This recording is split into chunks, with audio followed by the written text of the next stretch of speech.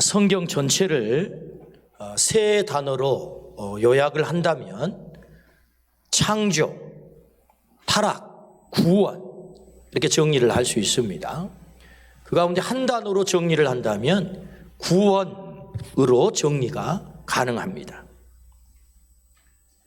그 구원에 대한 말씀을 우리는 복음이라고 하죠. 복음. 이 복음을 영어로는 가스펠 이렇게 씁니다. 가스펠. 이 가스펠이라고 하는 단어는 God 플러스 스펠 이렇게 합성된 단어입니다. 스펠링 하면 그 단어 글자가 뭐냐? 그걸 스펠링이라고 하죠. 하나님의 이야기라는 거죠. 하나님의 이야기. 신으로부터 온 신에 관한 이야기가 가스펠이에요. 그렇다면 신에 관한 어떤 이야기가 복음일까요?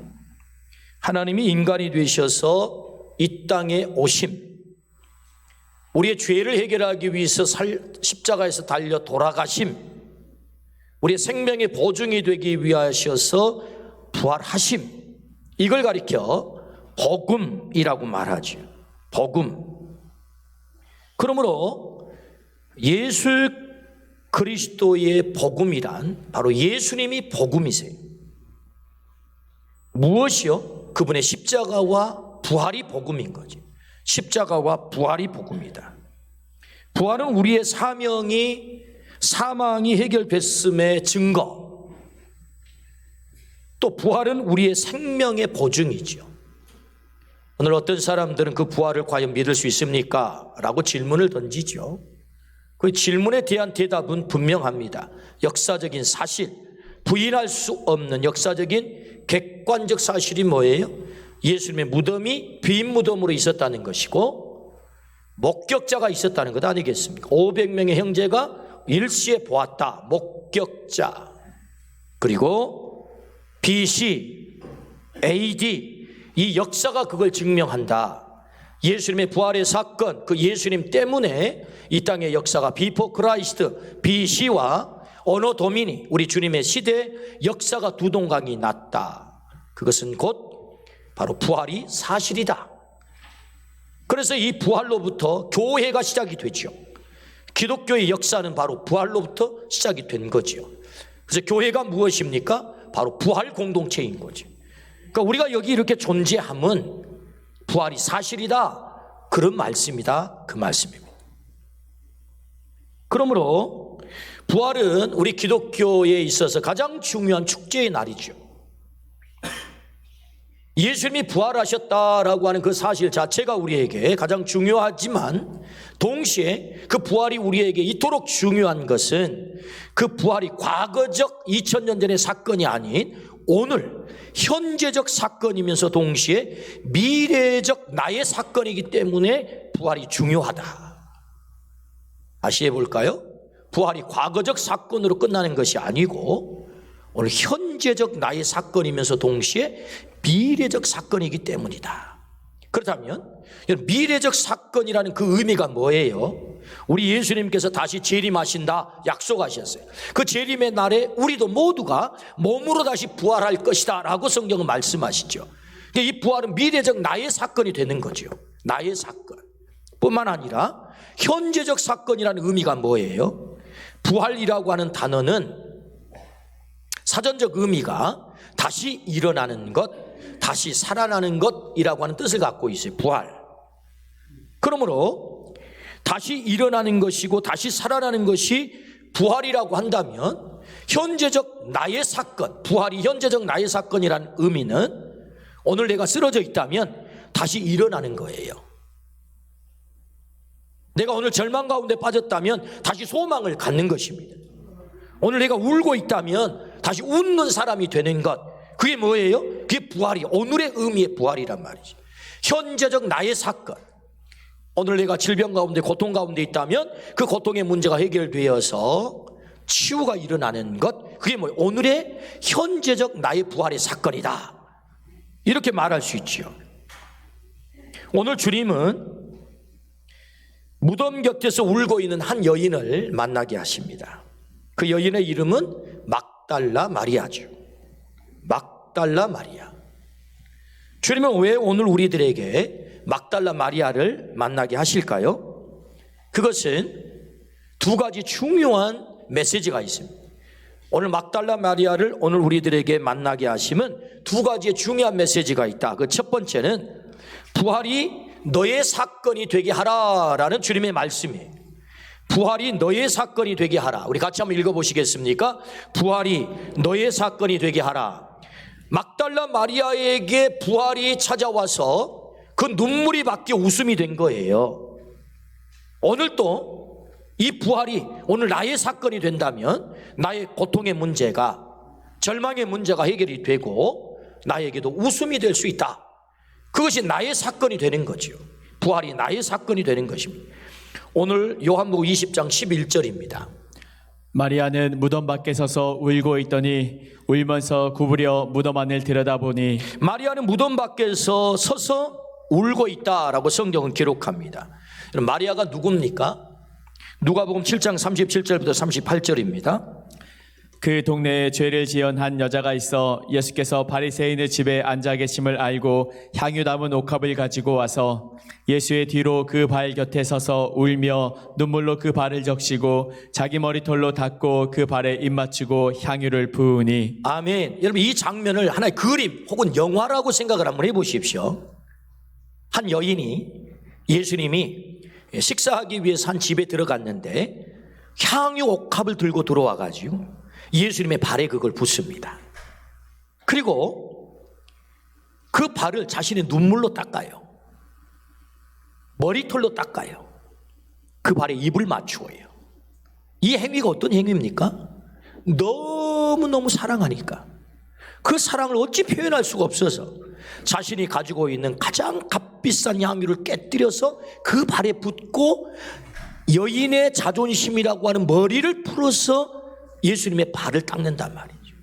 그리고 그 발에 입을 맞추는 이 그림이야말로 이 막달라 마리아가 주님을 얼마나 사랑한지 그 사랑이 묻어나는 바로 장면인 거지요. 막달라 마리아가 주님을 너무너무 사랑한 거예요. 그렇다면 여러분, 이 여인이 어떻게 예수님을 이토록 사랑하게 됐을까요? 누가복음 8장 2절입니다. 또한 악귀를 쫓아내심과 병고침을 받은 어떤 여자들 곧 7 귀신이 나간 자 막달라인이라 하는 마리아와, 막달라 마리아는 7 귀신 들린 여인이었다. 그렇게 성경은 말씀합니다.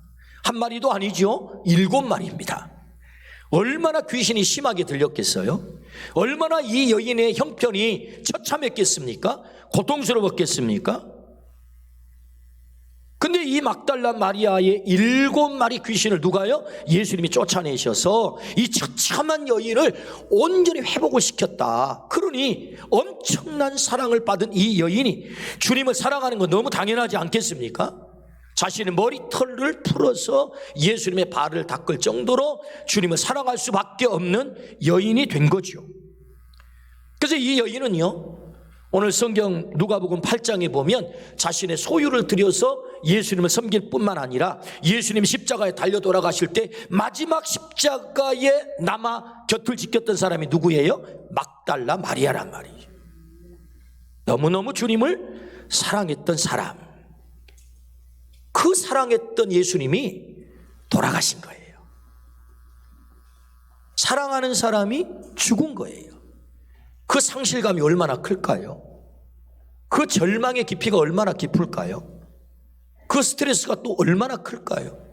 그래서 막달라 마리아는 무덤 곁에 와서 사랑하는 예수님을 죽음에 빼앗겨버린 이 상실감 때문에 눈물을 흘리고 있는 것입니다. 울고 있는 거지.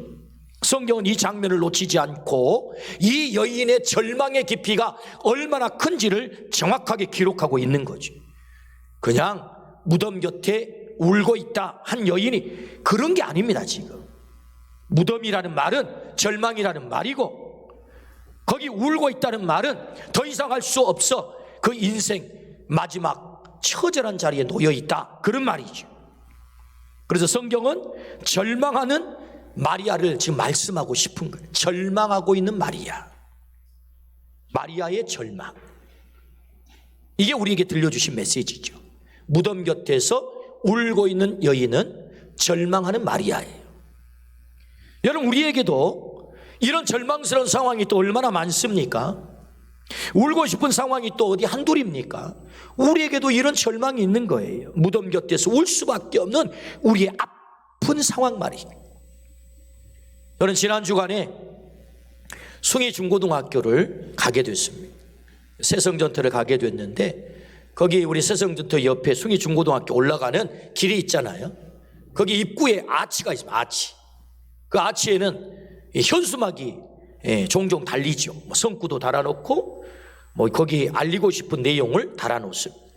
저는 그곳에 한 현수막을 보고 가슴이 너무 많이 아팠어요. 가슴이 막 아렸습니다. 아렸어요. 어떤 현수막이냐? 무슨 과 누구누구의 구급 공무원 합격을 축하합니다 라는 현수막이었어요. 저는 이 현수막을 보면서요, 코끝이 찡해졌어요. 그리고 가슴이 아팠어요. 가슴이 아렸어요. 왜냐하니까 이 시대의 젊은이들 취업 전선에 그 피 튀기는 현장을 그 현수막을 통해서 제가 봤기 때문이에요. 그렇구나. 구급 공무원을 합격한 그것을 축하하는 이 현수막 속에 담겨 있는 오늘 젊은이들의 이 절망이 여기 있다는 거예요. 절망. 통계에 의하면 우리나라 현재 취준생이 85만 명이라고 합니다. 18년 만에 최고치에 올랐다고 해요. 20대, 30대가 76%를 차지하고 있습니다. 오늘 젊은이들에게 일자리는 바늘구멍이 되어 있습니다. 취업은 총성 없는 전쟁터와 같아요. 오늘 이 시대의 젊은이들의 아픔이고 절망이죠. 현대경제연구원은 15세에서 29세 니트족에 대한 통계 조사를 발표했어요. 니트족이란 일하지도 않고 일할 의지도 없고 교육, 고용, 훈련 어느 곳에도 속하지 않는 사람들을 니트족이라고 한다고 합니다. 다시 말하면 인생 포기하는 젊은이들을 말해요. 아무 의욕이 없이 다 손놔버린. 2019년도에는 35만 명이었습니다. 그 니트족이. 그런데 2020년에는 43만 6천 명이 됐어요. 그 증가율은 2019년도보다 2020년도가 24.2% 증가를 했고 4년 전 2016년도와 비교를 하면 66.4%가 증가를 한 거예요. 아무 의욕도 없이 인생을 포기한 젊은이들이 날마다 늘어난다는 것입니다. 얼마나 가슴 아픈 얘기입니까? 이것이야말로 오늘 우리가 정말 울고 싶은 이 절망할 수밖에 없는 우리의 삶의 지표들을 말하고 있는 거지요. 그뿐입니까? 우리나라는 OECD 국가 중에 자살률이 가장 높은 나라가 된 지 오래입니다. 절망스러운 우리의 모습들이죠. 안타까움, 울 수밖에 없는. 그렇다면 여러분, 이 절망의 문제를 우리가 어떻게 해결할 수 있을까요? 이 절망의 문제가 그냥 절망의 문제로 끝나면 되겠습니까? 무덤이 무덤으로 끝나면 되겠습니까? 여기 무덤 곁에 울고 있는 막달라 마리아를 주님께서 오늘 우리들에게 만나게 하신 이유가 뭘까요? 오늘 본문에 등장하는 마리아를 보십시오. 마리아가 무덤에서 계속 울고만 있는 게 아니잖아요. 마리아가 계속해서 울고만 있는 게 아니란 말이죠. 주님은 이걸 우리에게 보여주고 있는 거죠. 마리아의 삶에 놀라운 전환, 반전이 찾아왔다 그 말이죠. 요한복음 20장 18절입니다.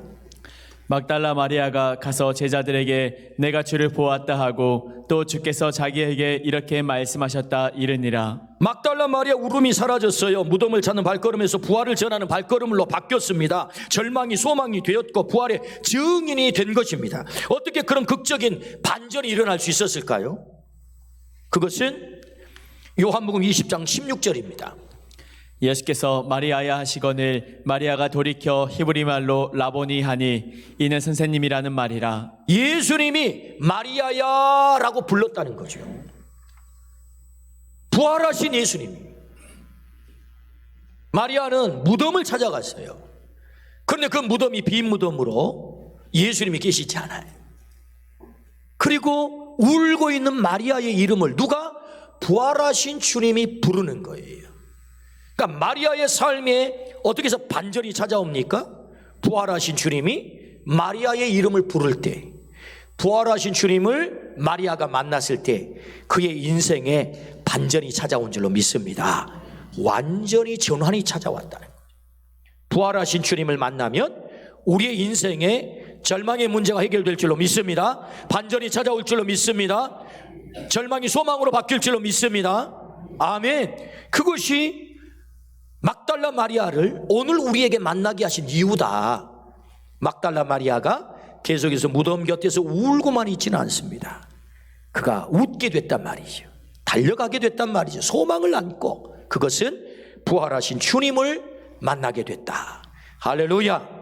오늘 이 부활하신 주님을 만나는 은혜가 있기를 주의 이름으로 축원합니다. 오늘 우리의 인생에도 부활하신 주님을 만나게 되면 우리의 인생에도 반전이 찾아온다. 울고 싶은, 절망할 수밖에 없는, 아무 의욕도 없이 니트족이 늘어나는 이 시대에 바늘과 같은 그 구멍을 통과해야 되는 이 절망스러운 취업의 전선 속에서도 주님이 우리를 만나주시면 거기 소망이 생긴다. 할렐루야. 그런 얘기 아니겠습니까? 우리의 절망의 문제가 반전이 찾아온다.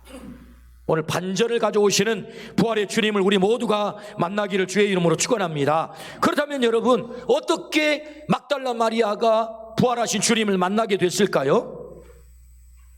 그것은 요한복음 20장 1절, 11절, 16절 한번 읽어보시겠습니까? 안식 후 첫날 일찍이 아직 어두울 때에 막달라 마리아가 무덤에 와서 돌이 무덤에서 옮겨진 것을 보고 마리아는 무덤 밖에 서서 울고 있더니 울면서 구부려 무덤 안을 들여다보니 예수께서 마리아야 하시거늘 마리아가 돌이켜 히브리 말로 라보니 하니 이는 선생님이라는 말이라. 아멘. 여러분, 막달라 마리아가 새벽에 무덤에 갔는데요, 예수님 시신이 없어요. 너무 놀래가지고 그래서 제자들이 있는 곳에 뛰어갔어요. 베드로와 요한 제자들이 모여있죠. 이 얘기를 전하자 베드로와 요한도 무덤에 뛰어갑니다. 그래서 정말로 예수님의 시신이 없는 것을 확인하고 어떻게 하죠? 다시 돌아가요, 베드로와 요한은. 그런데 막달라 마리아는 무덤 곁에서 계속 울고 있는 것입니다. 그 무덤을 떠날 수가 없어요. 무덤 곁에 계속 울고 있을 때 부활하신 주님이 막달라 마리아에게 최초로 나타납니다. 베드로가 처음 본 게 아닙니다. 요한이 처음 본 게 아니에요. 무덤 곁에서 울고 있는 막달라 마리아에게 주님이 나타나셨다. 뭘 말씀하신가요? 오늘 막달라 마리아가 무덤을 찾아가 울고 있을 때 주님께서 그를 만났다 라는 말씀은 우리에게 강력한 메시지를 들려주세요. 부활의 주님을 만나려면 예수님 계시는 무덤으로 가라는 것입니다. 거기가 무덤이라 할지라도 예수님이 계시다면 그곳에 가라 뿐만 아니라 그것이 무덤일지라도 예수님 곁에서 울라, 그렇게 말씀하세요. 예수님 곁에서 울라는 것입니다. 예수님 곁에서 울면 예수님 부활의 주님을 만나는 그 놀라운 역사가 나타난다는 거지요. 누가 예수님을 최초에 만납니까? 막달라 마리아가 만난 거예요. 숨어 있었던 제자들이 아닙니다. 무덤 곁에서 울고 있었던 막달라 마리아에게 주님이 나타나셔서 만나주신 줄로 믿습니다. 그러므로 여러분, 우리가 어떻게 주님을 만날 수 있죠? 오늘 우리에게도 울고 싶은 절망스러운 문제가 있어요. 그때가 언제입니까? 무덤 곁으로, 예수님 곁으로 찾아가야 될 때라는 말씀이죠. 주님 곁에 가셔서 우십시오. 울 때 주님이 나타나세요. 내 이름을 불러주세요. 마리아야 이름을 불러주시듯 우리의 이름을 주님께서 불러주실 줄로 믿습니다. 우리가 아파 눈물 흘릴 때 그 자리에 주님이 찾아오신다. 거기가 무덤과 같은 절망의 문제라 할지라도 깨어서 내가 그곳에 가면 주님, 저에게 오늘 만나 주십시오. 저에게 나타나 주십시오. 제 이름을 불러주십시오. 부활의 주님을 제가 만나보고 뵙고 싶습니다. 그래서 내 인생에도 반전이 찾아오기를 원합니다라고 눈물을 흘려 무덤 곁에서 기도하면 주님 찾아오셔서 내 이름을 불러주시고 나를 만나주신 은혜가 있을 줄로 믿습니다. 그래서 여러분, 마리아의 인생이 완전히 전환, 반전이 찾아왔다. 무덤 곁에 서서 울 때 부활의 사건이 마리아의 사건이 된 거예요. 무덤 곁에서 울 때 이 부활이 마리아의 사건이 된 거라. 절망이 소망으로 바뀐 줄로 믿습니다. 눈물이 기쁨으로 바뀐 줄로 믿습니다. 눈물이 웃음으로 바뀐 줄로 믿습니다. 그러므로 여러분, 오늘 우리가 울어야 될 절망의 때라면 주님께 가서 울 때인 줄로 믿습니다. 그 울음을 통해서 주님은 찾아와 나의 이름을 부르시고 마리아야, 우리를 회복시킬 줄로 믿습니다. 우리의 절망의 문제가 부활의 사건이 될 줄로 믿습니다. 아멘. 그렇습니다. 그러므로 오늘 첫 번째 우리에게 들려주신 말씀은 부활의 사건이 너의 사건이 되게 하라. 어떻게요? 부활의 주님을 만나면 그렇게 된다 말씀하셨어요. 오늘 또 무덤 곁에 우리가 울 때 주님은 찾아오셔서 나를 만나주시는 은혜가 있을 줄로 믿습니다. 아멘. 두 번째, 막달라 마리아를 왜 만나게 하십니까? 부활의 증인이 되라 라고 말씀하세요. 부활의 증인이 되라. 오늘 18절 말씀입니다. 막달라 마리아가 가서 제자들에게 내가 주를 보았다 하고 또 주께서 자기에게 이렇게 말씀하셨다 이르니라. 아멘. 마리아는 부활하신 예수님을 만났습니다. 가장 고귀한 부활의 증인이 된 거지요. 누구에게 찾아가서요? 제자들에게 부활을 알리는 최초의 부활의 증인이 된 것입니다.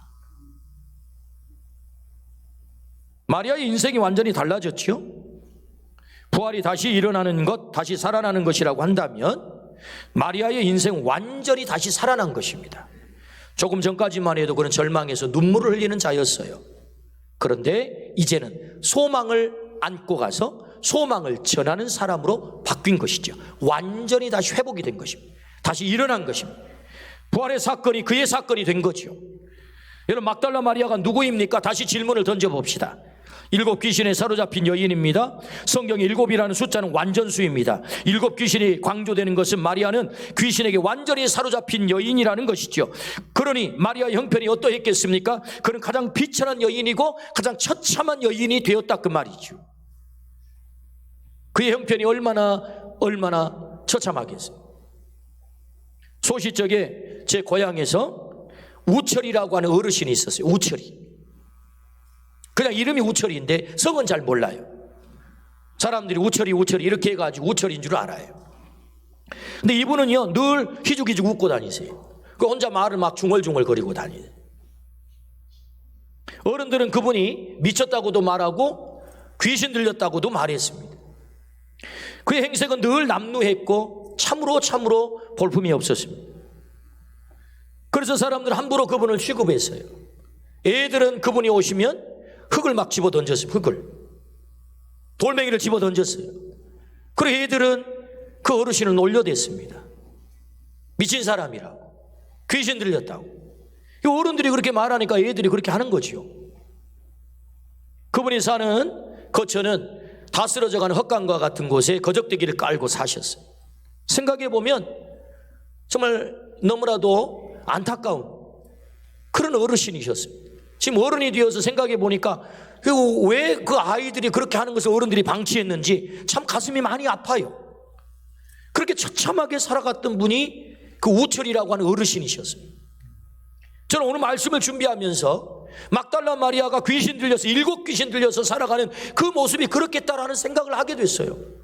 그러니까 그 어렸을 때 장면이 떠오르면서 이 막달라 마리아의 그 상황이 이렇게 처참했겠구나. 이렇게 처참한 상황. 그런데 여러분, 이렇게 쓸모없고 처참한 이 여인이요 가장 가치 있는 여인이 됐다는 것입니다. 가장 고상한 여인이 됐다는 거예요. 눈물의 여인이 기쁨을 전하는 여인이 됐다는 것이고, 절망의 여인이 소망을 전하는 여인이 됐다는 것입니다. 엄청난 그의 인생의 반전이 찾아온 거지요. 어떻게 그것이 가능했겠어요? 부활하신 주님을 만난 것입니다. 할렐루야. 부활하신 주님을 만난 것이다. 근데 거기가 끝이 아니라는 거죠. 부활하신 주님만 만났기 때문에 그의 존재가 고귀한 존재가 된 게 아니고, 그가 부활하신 주님을 증거하는 증인으로 살 때 그가 가장 고상한 존재가 됐다는 것입니다. 할렐루야. 부활하신 주님을 만난 것으로만 우리가 고상해지지 않아요. 우리가 가치 있는 존재, 의미 있는 삶을 사는 게 아니에요. 부활하신 주님을 내가 만났다면, 나의 주인이 됐다면, 나도 그래서 생명을 얻었다면, 그 부활의 주님을 내가 전할 때 나도 생명을 전하는 가장 고상한 자가, 가장 가치 있는 자가, 의미 있는 자가 된다. 할렐루야. 그걸 말씀하는 거죠. 어떻게 우리가 가치 있는, 의미 있는 고상한 존재가 될 수 있을까요? 그것은 부활의 증인이 되는 것입니다. 부활의 증인. 아무리 처참한 7 귀신이 들려서 사람답지 못하게 살아가는 이 여인이라 할지라도 복음의 증인이 되는 순간부터 그는 가장 위대한 삶을 살게 되는 줄로 믿습니다. 아멘. 그러니까 여러분, 우리 주님께서 막달라 마리아를 통해서 들려주려고 하는 메시지가 뭐예요? 너는 부활의 증인이 되라 라는 말씀이거든요. 부활의 증인. 그래서 우리가 가치 있는 고결한 삶을 살기 위해서 2단계가 있는데, 그것은 첫 번째는 부활하신 주님을 만나야 되는 것이고, 그래서 그분을 나의 주인으로 모셔드리는 것이고, 2번째 단계는 부활하신 주님을 증거하는 부활의 증인으로 사는 것이다. 오늘 우리 모두가 부활의 증인으로 살기를 주의 이름으로 축원합니다. 아멘. 여러분, 성경의 예를 한번 들어볼까요? 요한복음 20장 19절부터 오늘 읽은 본문 이후의 말씀입니다. 부활하신 예수님이 제자들에게 나타나시지요. 너희 가운데 평강이 있을지어다 하고 말이에요. 다락방에 숨어있는 제자들에게 예수님이 나타나가지고 부활하신 자신의 모습을 짠 하고 보여줬다고요. 그 자리엔 도마가 없었어요. 그래서 도마가 있는 자리에 또 나타나셨어요. 짠 하고 말이에요. 도마야, 네 손을 내밀어, 내 손을, 내 발을, 내 옆구리를 만져보고 믿지 못하는 자가 되지 말고 믿는 자가 되라. 보지 않고 믿는 자는 더 복되도다. 할렐루야. 주님이 부활하신 자신을 정확하게 제자들에게 보여주셨어요. 제자들이 부활하신 주님을 만났다고요. 부활하신 주님을 만났다고요. 그런데 만났는데 그들이 위대한 삶을 살았나요? 그렇지 않아요. 부활한 주님을 만나고서 심지어 토마는 그 옆구리에 손가락을 집어넣어 보면서까지 부활하신 주님을 만난 그 확인을 하고서도 베드로 사도가 오늘 말씀 그대로입니다. 나 갈릴리 바다로 가서 고기 잡을래. 그러니까 거기 모여 있었던 제자들이 너나 나나 할 것 없이 나도 갈래, 나도 갈래. 그래서 갈릴리 바다로 호구지책을 해결하기 위해서 다 떠나버립니다. 제자의 삶을 살아야 될 주님의 제자들이 제자의 삶을 사는 대신에 자신의 호구지책을 해결하겠다고 어디로 갑니까? 갈릴리 바다로 떠나버립니다. 부활하신 주님을 만났다고 다 되는 게 아니죠? 부활하신 주님을 만났다고 다 되는 게 아니라고요. 그들은 여전히 부활하신 주님을 만났지만 제자의 삶을, 증인의 삶을 살지 못하고 있는 것입니다. 그래서 여러분, 베드로와 요한과 야고보와 주님의 제자들이 갈릴리 바다로 돌아가서 그들이 다시 버려두었던 그물과 배를 주워들고 갈릴리 바다로 나가 밤새 그물을 던졌을 때 그들에게 주어진 결과가 무엇입니까? 빈 그물, 빈 배, 빈 인생. 그들의 인생은 처절하게 실패했다. 이 성경의 이야기죠. 부활하신 주님을 만났지만 그들은 제자로 살 수 없었습니다. 그래서 그들에게 찾아온 것은, 그래서 호구지책을 해결하겠다고 찾아 나섰던 갈릴리 바다는 그들에게 처참한 실패를 안겼지요. 빈 그물과 빈 배와 빈 인생뿐인 밤새 아무것도 잡지 못한. 그러나 그 주님의 제자들의 인생에도 반전이 찾아오죠. 어떻게 해요? 주님께서 갈릴리 바다로 떠나버린 베드로를 찾아오셔서 다시 만나시고, 요한의 아들 시몬아, 네가 나를 사랑하느냐? 예, 내가 주를 사랑하는 줄 주께서 아시나이다. 내 어린 양을 먹여라. 왜 부활의 증인이 되지 못하고 있니? 왜 그 사명을 감당하지 못하고 있니? 지금 죽어가는 많은 어린 양들이 많은데 그 양들에게 왜 너는 찾아가고 있지 못해? 왜 여기서 빈 그물이나 끌어올리고 있는 거야? 주님께서 갈릴리 바다에서 조반을 그 제자들을 위해서 준비하시면서 요한의 아들 시몬아, 네가 나를 사랑하느냐? 그 사랑을 회복시키고 내 어린 양을 먹여라, 내 양을 쳐라, 내 양을 먹여라, 그 증인이 되어 살기를 우리 주님께서 말씀하실 때 베드로 사도가 그 사랑을 깨닫고 증인의 길을 떠나죠.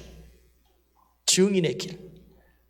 그러므로 마침내 주님의 제자들은 이 세상을 복음으로 변화시키는 위대한 삶을 살게 된 줄로 믿습니다. 언제요? 부활의 증인이 되었을 때. 부활하신 주님을 만나고 그리고 그 부활의 증인이 되어 살기로 결정했을 때 주님의 제자들은 가장 위대한 삶을 살게 된 줄로 믿습니다. 할렐루야. 그렇습니다. 주님께서 오늘 막달라 마리아를 만나게 하세요. 최초의 부활의 증언자를 만나게 하세요. 왜요? 너도 부활의 증인으로 살면 좋겠어. 그때 너의 인생이 가장 가치 있는 인생이, 가장 고상한 인생이, 가장 의미 있는 인생이, 가장 보람 있는 인생이 될 거야. 너의 인생 전체가 성공하게 될 거야. 우리 주님이 말씀하세요. 그러므로 오늘 우리 모두가 부활의 증인으로 사시기를 주의 이름으로 축원합니다. 주님이 나를 구원해 주시고 그래서 내가 주님을 만나고 그래서 주님이 나의 주인이 되었다면 주인 되신 주님이 우리에게 한 가지 비전을 말씀하세요. 한 가지 딱 비전. 그게 무엇입니까? 너는 증인 아버지야. 너는 증인 엄마야. 너는 증인 선생님이야. 너는 증인 간호사야. 너는 증인 예술가야. 너는 증인 정치가야. 너는 증인 기업가야. 증인. 여러분 우리의 삶의 직업의 모습들이 다 달라도 그 앞에 붙어있는 것이 있어요. 그게 뭐예요? 부활의 증인. 할렐루야. 우리는 부활의 증인, 그 증인 아버지가 되어야 될 줄로 믿습니다. 증인 어머니가 되어야 될 줄로 믿습니다. 증인 학생이 되어야 될 줄로 믿습니다. 증인 직업인이 되어야 될 줄로 믿습니다. 할렐루야. 우리는 오직 그 사명을 가진 자이다. 왜 그 일을 나에게 맡기세요? 증인으로 살려고. 왜 그곳에 나를 보내세요? 증인으로 살아. 왜 그 일터에 나를 보내세요? 증인으로 살라. 어떤 증인이요? 부활의 증인. 할렐루야. 오늘 우리 모두가 부활의 증인이 될 수 있다면 막달라 마리아의 인생이 처참한 인생에서 가장 고상한 인생이 된 것처럼 오늘 우리도 그렇게 변할 줄로 믿습니다. 그런 삶을 살게 될 줄로 믿습니다. 아멘. 이것이 부활의 현재적 나의 사건이 되는 길입니다. 범길이라고 하는 정호숙님의 시를 한번 소개를 하려고 합니다. 길이 끝나는 곳에서도 길이 있다. 길이 끝나는 곳에서도 길이 되는 사람이 있다. 여러분 길이 끝나는 곳이 어딜까요? 절망이겠죠. 인생 끝이겠죠. 여러분 그런 곳이 얼마나 많습니까? 그런데 여러분 놀랍잖아요. 길이 끝나는 곳에서 길이 되는 사람이 있대요. 그분이 누구세요? 사망 권세를 깨뜨리신 우리 주님이지 않겠습니까? 길이 되시는 분. 스스로 범길이 되어 끝없이 걸어가는 사람이 있다. 강물은 흐르다 멈추고 새들은 날아가 돌아오지 않고 하늘과 땅 사이의 모든 꽃잎은 흩어져도 보라, 사랑이 끝난 곳에서도 사랑으로 남아있는 사람이 있다. 스스로 사랑이 되어 한없이 범길을 걸어가는 사람이 있다. 범길을 열으신 우리 주님. 주님이 부활하셔서 사망의 길을 여셨어요. 사망을 깨뜨리셨어요. 그래서 우리의 범길이 되신 거예요. 우리 앞서 범길을 여신 거예요. 사랑이 끝난 곳에서 여전히 그분은 우리를 사랑하고 계시죠. 여전히 그분은 우리를 사랑하고 계시죠. 주님은 우리에게 무덤 곁에서 울고 있는 막달라 마리아를 만나게 하십니다. 오늘 또 무덤 곁에서 울고 있는 사람들이 있습니다. 부활하신 예수님은 무덤 곁에서 울고 있는 막달라 마리아를 최초로 만나셨습니다. 그의 이름을 부르셨지요. 그의 이름을 부르는 순간 눈물의 문제가 해결됐습니다. 주님은 마리아의 범길을 여셨습니다. 주님은 우리의 범길도 열어가실 것을 믿습니다. 주님은 무덤 곁에 울고 있는 우리의 범길을 오늘 또 여십니다. 주님 우리의 범길을 열어 부활이 나의 사건이 되었다면 너도 부활의 증인 되어 울고 있는 자의 범길을 열어가라고 말씀하십니다. 부활의 증인, 범길을 열어가는 사람, 주님이 우리를 그렇게 부르십니다. 부활이 너의 사건이 되게 하라. 부활의 증인이 되라. 오늘 부활의 아침에 주님이 우리에게 주신 말씀입니다. 우리 모두가 부활의 범길을 열어가는 주님의 증인이 되기를 주의 이름으로 축원합니다. 아멘.